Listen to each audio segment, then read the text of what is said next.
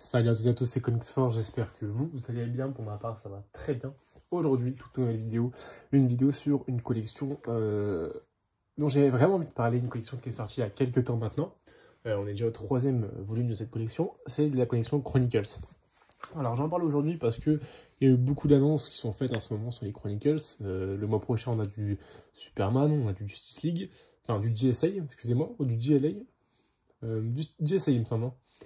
Et il y a le Flash qui a été aussi annoncé. Alors, les Chronicles, c'est quoi? Les Chronicles, c'est comme les intégrales Marvel. On reprend depuis un point, souvent après une crisis, l'épopée d'un personnage par année. Donc là, c'est Batman, donc 1987, volume 1. C'est un peu mieux fait, je trouve, que les intégrales Marvel, parce que là, on reprend tous les récits qui ont été faits sur Batman en 1987. À savoir, en 1987, c'est Frank Miller qui est plus dessus. On peut avoir du Alan Moore ou autre, hein, mais c'est Frank Miller, l'artiste principal de ce volume. Je vais d'abord présenter le format qui est très particulier. Genre, je vais vous dire pourquoi. Pour moi, c'est un point positif incroyable, comme un point négatif incroyable. Alors, je vais vous dire pourquoi. Donc, le format, c'est pas du cartonné, c'est pas du souple, c'est entre les deux. En fait, c'est un minimum rigide, mais ça reste très souple, comme vous voyez. C'est du souple, tout est souple. Le prix est très bas, je trouve, c'est 35 € pour à peu près 500 pages en général. Le prix varie. Le deuxième volume, c'est que 30 € parce que le volume est plus petit. Donc c'est intéressant de voir ça, évidemment. Et du coup, à l'intérieur, on a juste, hop, alors je ne sais plus comment on appelle ça. Moi, j'appelle ça un marque-page, hein, mais vous avez compris. C'est du coup un petit filet complet quand on a fini de lire. Un marque-page, en fait, hein, simplement. Ça fait un peu plus classe. Alors, mais moi, ma crainte par rapport à ce format, c'est qu'en fait, la colle, donc c'est collé, hein, mais je trouve que ça ne tient pas du tout. Enfin, je trouve que ça n'a pas l'air solide du tout. Donc à voir, honnêtement, c'est vraiment à voir. Puis le comics, cette matière-là est très fragile. Et il peut prendre très facilement des coups, honnêtement. Un coup, et c'est marqué. Le comics, c'est marqué. Mais franchement, j'ai très peur que la colle ne tient pas. Je sais qu'il y a eu beaucoup de problèmes pour ce premier volume.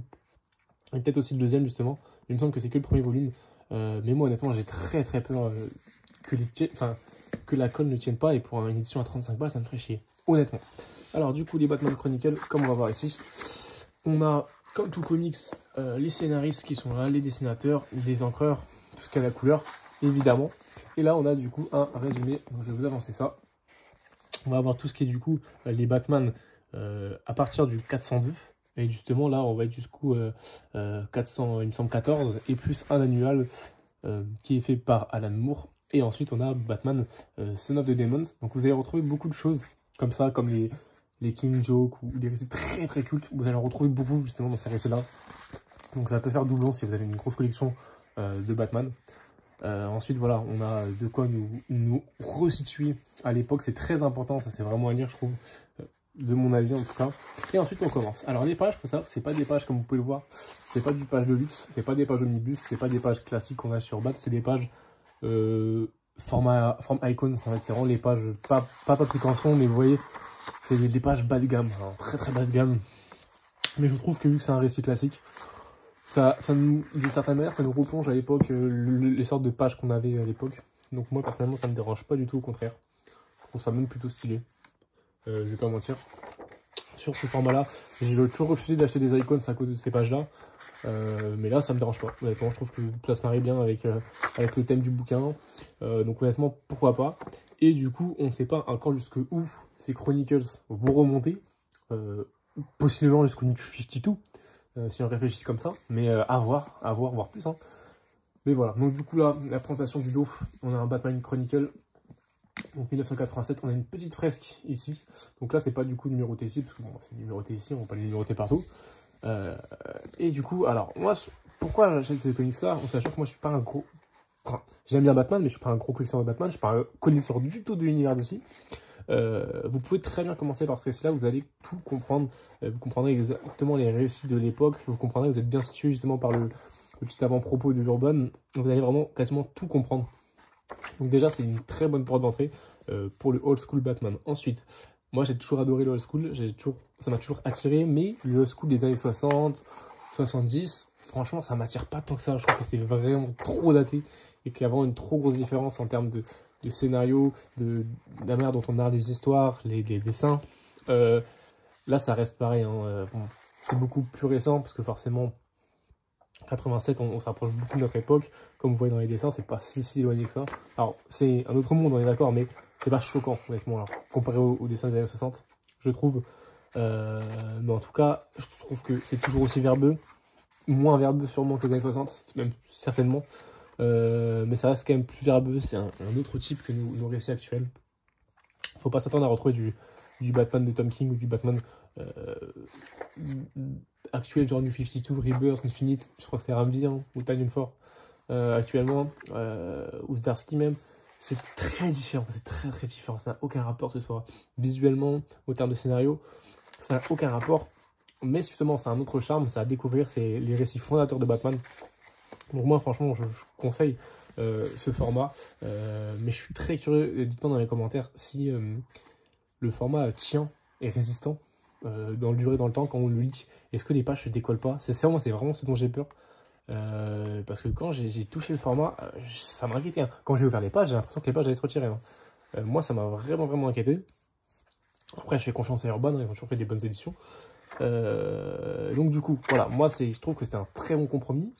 Comme beaucoup de gens qui ont commencé les comics, bon, moi ça va faire 7-8 ans, 9 ans même peut-être. Donc ça commence à dater que j'ai commencé les comics, mais jamais le old school en fait, c'est ça que je veux dire.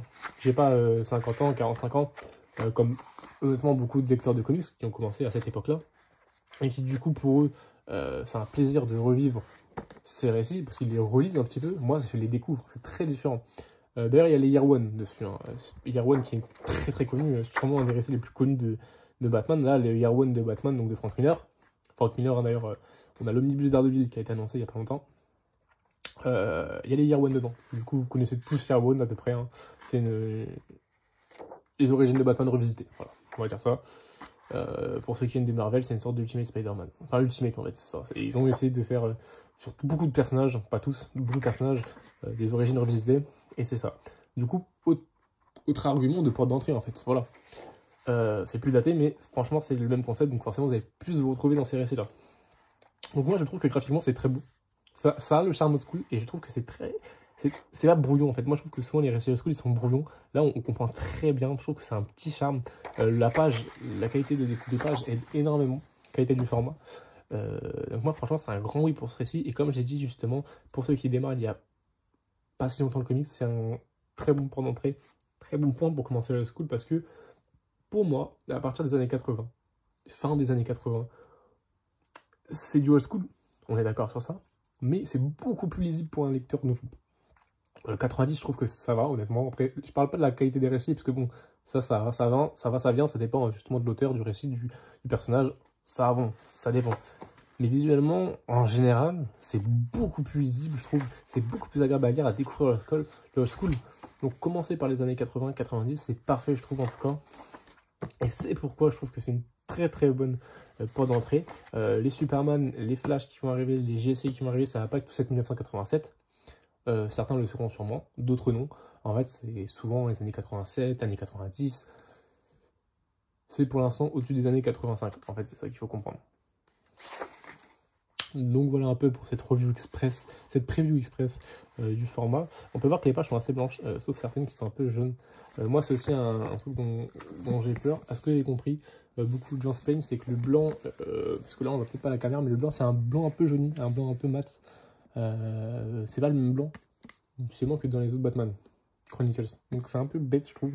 Peut-être qu'ils ont essayé de faire ça à la va-vite. Par contre, moi je trouve que là, cette partie-là est magnifique. Honnêtement, c'est très beau.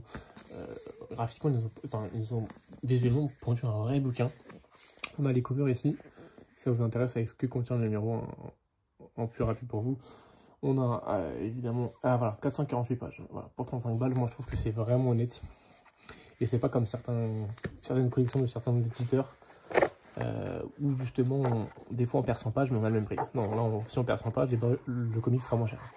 Et ça, honnêtement, ça j'apprécie vraiment le geste de Urban. On retrouvera du coup les anciens Robin, les Batman, les méchants, les vilains mythiques de Batman. Et moi, ça que je cherche vraiment, c'est de savoir le début de leur rivalité. Pas forcément le début, mais vraiment